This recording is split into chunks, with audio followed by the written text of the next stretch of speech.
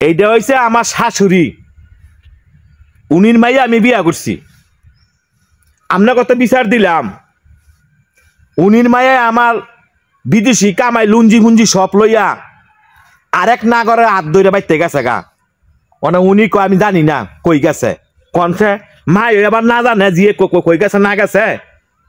বিদেশ থাকতে উনি আমারে কইছে বউ সারা বেলা কেউ আপন নাই দুনিয়ার মধ্যে, বাপ মা কয় দিন, বউ থাকবো তোমার সারা জীবন। বিশ্বাস করিয়া ওনার মাইয়ার নামে অ্যাকাউন্ট করছি।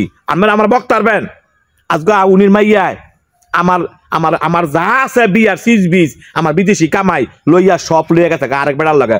আমনে কন আমনে মাইয়া কোনটাই গেছে?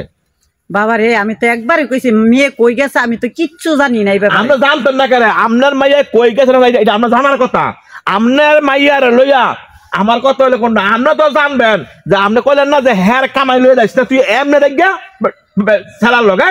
বাবারে মেয়ে কি আমার সাথে কইয়া গেছে না কোনো যোগাযোগ করিয়া গেছে? হের বুদ্ধিতে ছেলের যা কইছে দেখছেন কি কয়, কাজ করছে। কি সুন্দর কথা দেখছেন। চুরি চুরি করলে বাবা ফরফারা দিয়ে আমার কথা শুনেন, আমি আমার সময় দিয়ে 7 দিনের ভিত্তে আপনার মাইয়া কই গেছে না গেছে এইটা যেন মনে হয় যাক আমার সিজ বিজ যা আছে সব দিয়ে দিবেন।